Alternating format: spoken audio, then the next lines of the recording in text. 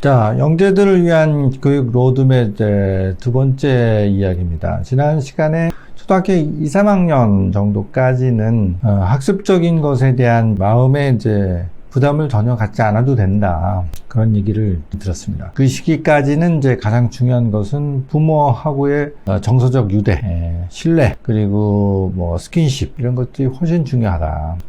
아이가 지적 특성이 강한 아이라면 그 아이가 자기의 호기심을 바탕으로 해서 물어보는 것도 많고, 아니면 이것저것 자기가 스스로 몰입할 수 있는 주제를 잡아서 하는 것들은 도와주면 되는 것이지, 이 나이까지는 뭘 해야 된다, 이 나이까지는 이 정도는 해야 된다, 주변 애들은 이런 것들을 하고 있다던데 이런 거에 대해서 부모가 스스로 표현할 수 있어야 된다. 그런 것을 제가 강조드립니다. 철두철미하게 아이하고의 정서적 교류에 초점을 맞추는 것이 맞습니다. 그리고 아이가 하는 활동을 그냥 지원해준다, 혹은 채널을 열어준다, 그리고 함부로 손을 대지 않는다. 그런 원칙을 지켜나가시는 게 가장 중요하고요. 초등학교 2학년, 3학년, 4학년 그런 정도가 되면 로드맵을 조금은 체계를 갖춰주기 위한 노력을 해야 되는 건 맞습니다. 하지만 과잉학습이 되지 않도록 조심해야 된다는 것들은 다시 한번 강조드립니다. 제일 과잉학습의 위험이 높은 것이 수학이에요.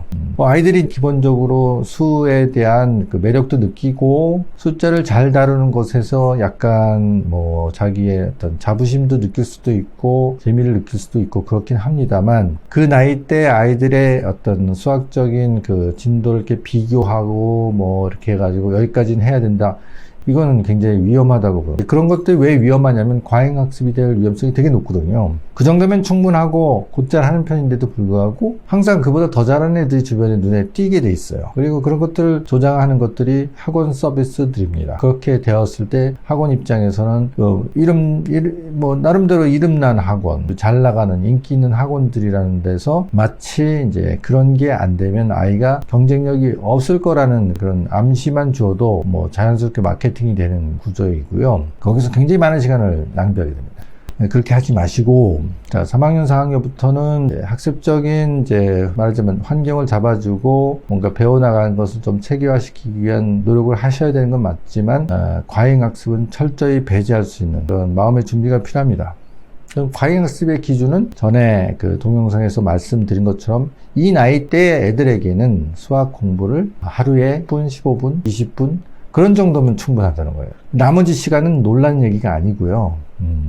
보다 풍부한 지적 컨텐츠에 노출시켜주는 것에 훨씬 많은 시간을 할애하고 더 그러한 조건들을 제공하기 위해서 여러 가지 노력을 하시면 좋다는 거죠. 첫째는 이중 언어입니다. 지적 특성 있는 아이들은요, 이렇게 어렸을 적에 영어라든지, 영어가 아니어도 돼요. 중국어도 좋고요, 스페인어도 좋고요, 독일어, 프랑스어, 어떤 것이어도 상관없습니다. 기왕이면 그래도 국제적으로 볼 때 영향력인, 언어가 될 수 있는 것들은 되게 중국어, 스페인어, 영어를 얘기할 수 있고요. 영어는 기본 중에 기본이고, 실제로 영어 프로그램은 굉장히 많이 제공이 되고 있기 때문에 쉽게 편하게 우리가 접근할 수도 있고 관련된 컨텐츠에 노출시킬 수도 있습니다.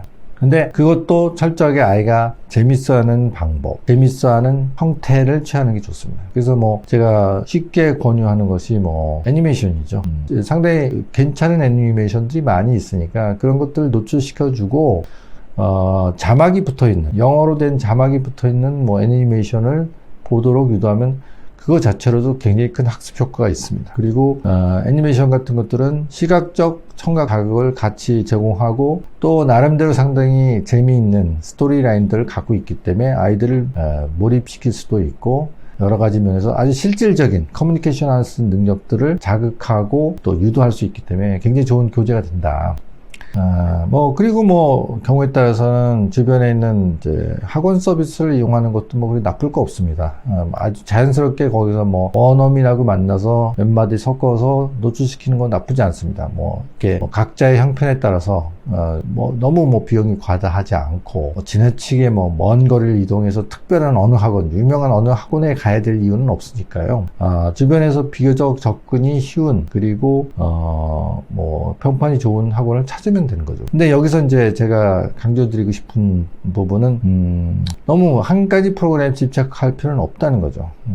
두 달 단위, 세 달 단위로 좀 새로운 프로그램에 노출시켜 주는 것을 오히려 권하고 싶습니다. 왜냐면 이제 그런 학원 서비스에서는 레벨업을 잘 안 시켜주거든요. 아이가 실제로 조금만 이제 반복이 돼도 말하자면 좀 불필요한 부분들이 생기기 때문에 새로운 프로그램에 노출시켜주고 새로운 선생님을 만나게 되면 또 새로운 영역을 금방금방 확장하고 새롭기 때문에 흥미를 느끼는 경향이 있을 수 있으니까 그런 것에 노출시켜 주는데, 어떤 이제 자기하고 잘 이제 맞는 선생님을 만나서 곧잘 뭐 재미를 느끼고 있는 상태에 굳이 뭐 옮기라는 얘기는 제가 하고 싶지 않지만, 잘 다니고 있다 하더라도 새로운 종류의 포맷, 새로운 종류의 프로그램, 뭐 새로운 종류의 선생님을 만날 수 있는 기회를 자꾸 노출시켜 줄 필요는 있어요. 그럼 난 저게 더 재밌을 것 같은데? 그러면 이제 과감하게 바꿔주면 되는 것이죠. 그리고 뭐 굳이 뭐 XX 어학원에서 XX 어학원으로 그렇게 옮길 필요는 없어요. 말하자면 이제 영어를 뭐 한 두어 달 하고 있으면 뭐 스페인어든지 뭐 중국어든지 뭐 그런 것들이 이제 그런 서비스가 제공된다 그러면 전혀 엉뚱한 새로운 언어, 뭐 러시아어도 좋고요, 뭐 독일어도 좋고요. 그런 게 만약 그런 프로그램이 있다 보면 그런 것에 잠시 갔다가 오는 것도 나쁘지 않습니다. 그렇게 해서 뭔가 좀 더 새로운 신선한 이제 자극에 노출시켜주는 것들을 제가 권하고 싶습니다. 그리고 이제 체험학습 활동을 풍부하게 시켜줄 필요가 있죠. 그래서 뭐 한 6, 7년 전에는 사실은 제가 직접 나서서 아이들을 데리고 이 서울과 수도권, 뭐 경우에 따라서는 뭐 충청권까지도 가서 이제 그런 체험학습 활동을 했어요. 되게 이제 전국에 뭐 되게 뭐 박물관, 뭐 과학관, 뭐 미술관, 뭐 천문대, 뭐 이런 시설 등등이 뭐 200개 내지 300개가 있다고 그러니까 뭐 이걸 이제 뭐 박물관 깨기, 뭐 혹은 과학관 깨기, 뭐 그런 개념으로 뭐 매달 뭐 한 군데, 두 군데, 세 군데 이런 것들을 이렇게 노출시켜 주는 것도 나쁘지 않습니다. 경우에 따라서는 초등학교 2, 3, 4학년 정도면요, 과감하게 체험학습 활동 계획서 내서 평일날에도 이제 그런 기회를 제공할 수 있으면 맥시멈 제공하는 게 좋다. 이렇게 제가 권하고 싶습니다. 6, 7년 전에 제가 이제 아이들하고 매달 한 번 정도씩의 체험학습을 했던 기억이 있는데요. 그때 뭐 많이 갔었던 곳들을 제가 지금 뭐 앉은 자리에서도 한 10여 개, 20여 개 나열할 수 있어요. 광화문에 있는 근현대사 박물관, 뭐 시립박물관, 경찰박물관, 뭐 그다음에 이쪽에 옛날에 한국은행 쪽에 그 화폐박물관 이런 것도 있습니다. 그다음에 뭐 인천 경찰청에서 운영하고 있는 소위 CSI 그 과학 경찰 그런 이제 실험 뭐 실습 뭐 이런 것들 체험 이런 걸 할 수 있는 데도 있었고요. 그 다음에 저쪽 그 어린이회관 쪽에 가면은 이제 재난 상황을 경험할 수 있는 뭐 그런 이제 시설도 있었어요. 네, 뭐 그런 데도 갔었고, 그 다음에 뭐 방송국 견학도 간 적이 있어요. 뭐 서울방송도 갔던 기억이 나고, 뭐 KBS 갔었던 기억도 나고요. 그 다음에 이제 국회에 가면 이제 국회 그 박물관도 있어요. 거기에 뭐 역대 뭐 이제 우리나라의 이제 정치 지도자들에 대한 뭐 이런 것들도 있고요.